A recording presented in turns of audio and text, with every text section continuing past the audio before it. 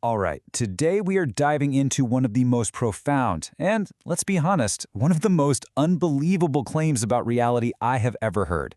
It's a story about a theory that says basically everything we think we know about physics, from Einstein all the way to today, is built on one single massive mistake.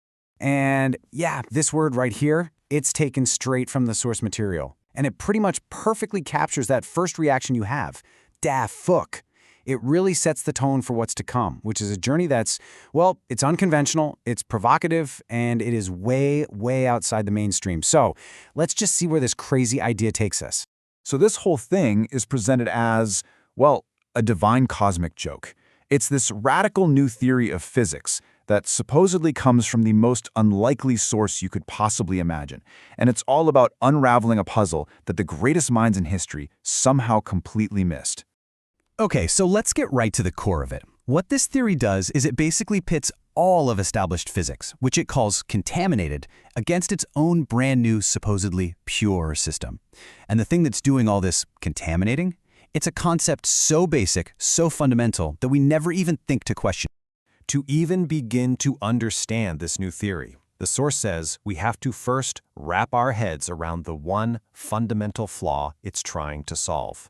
And the problem isn't some complex equation or weird quantum mechanical thing. Nope, it's much, much simpler than that. It's the idea of zero. So here it is, the linchpin of the entire argument. The very idea of zero, of a void, of nothingness, has, according to this theory, poisoned the well for our entire understanding of the universe. The argument is that from this one simple lie, a whole cascade of errors has just flowed through all of science. And this theory, it does not pull any punches when it comes to naming names. First up, the icon himself, Albert Einstein. His legendary equation, E equals mc squared, is labeled contaminated. Why? Because the math it's built on includes the number zero. Next on the list, Isaac Newton. The very foundation of calculus, with its idea of limits and things getting infinitely close to zero, well, that's seen as another point of contamination. From this perspective, the whole idea of approaching nothing is a foundational error in itself. And it doesn't just stop with the old-timers. Even modern physics is in the crosshairs. Take John Wheeler's famous concept, it from bit, the idea that reality is fundamentally information. Well, that's considered flawed too, because its binary code relies on both a 1 and, you guessed it, a 0. And this is where it gets, really philosophical. The theory goes after the very bedrock of modern math. Bertrand Russell's set theory, with its concept of the empty set, literally a set that contains nothing, is called fully contaminated. And last but not least, Richard Feynman. His revolutionary work in quantum electrodynamics is built on the idea of a vacuum state, a kind of quantum nothingness that's still buzzing with energy. But because it's based on the idea of a void, it also gets labeled contaminated. So after all these claims against the absolute giants of science, you gotta ask a pretty obvious question. Right, so if Einstein, Newton, and Feynman all completely missed the supposedly obvious flaw, how in the world could anyone else see it? Well, the source argues that the answer isn't about who the person is. It's about who he isn't. And this is where we get to the heart of that cosmic joke. The guy who came up with all this doesn't have a PhD from MIT or work at CERN.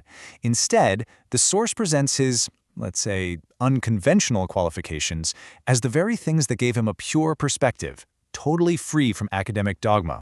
You see, the argument here is that a formal education would have been a curse, not a blessing.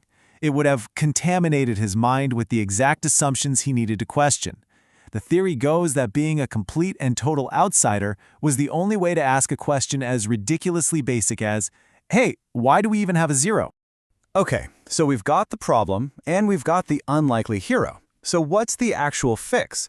The proposal is a brand new system of physics and math built completely from the ground up without ever using the number zero. This alternative is called the 1G library. You can think of it as a complete, holistic framework for reality, where everything is part of one single, unbroken whole. There are no voids, no gaps, and absolutely no nothingness. And get this, instead of a universe that just fizzles out into heat death or decays into nothing, this theory proposes an eternal cycle. It's a process that moves through 60 different phases, and then the 61st step loops right back around to the first. It's a model of eternal return to unity, not an exit into emptiness. Okay, brace yourselves, because this is where the whole thing takes a really dramatic turn. It moves from pure math and physics to something much, much deeper. The claim is that when you truly get this concept, the emotional and intellectual impact is just overwhelming. You know the story, right? For centuries, we've had this huge divide. Science, on one side, talking about a universe that pops out of nothing, a singularity, and heads toward an eventual nothingness. And then faith, on the other side, describing a universe that comes from a creator and returns to that creator. And here is the big reveal. The source claims that once you get rid of zero, you heal that split. By taking nothingness out of the equation, the scientific model, from unity to unity, suddenly lines up perfectly with the faith-based one. And this quote, wow, it really gets to the emotional core of it all. The source describes the experience of understanding this as something deeply spiritual, a moment of recognition so powerful it brings you to tears. Tears of joy. It's the feeling of seeing the signature of a creator written into the very laws of the universe. So as you can see, the implications here are meant to be way bigger than just physics. We're talking about restoring a sense of oneness, what's known in Islamic theology as tawhid, to mathematics itself. It's about revealing that this 61-to-1 cycle is proof of eternal life in every single process. And finally, it's about healing one of the oldest intellectual divides in human history. And this biblical quote is really used to frame the entire story. It reinforces that whole idea that this profound truth was deliberately hidden from the wise, the academic elite, and was instead revealed through someone the world would just consider foolish. So I'll leave you with this final, absolutely wild thought from the source. Is it even possible that the next great leap in understanding everything won't come from some billion-dollar experiment, but from a simple, profound, and incredibly audacious question that's been hiding in plain sight this whole time?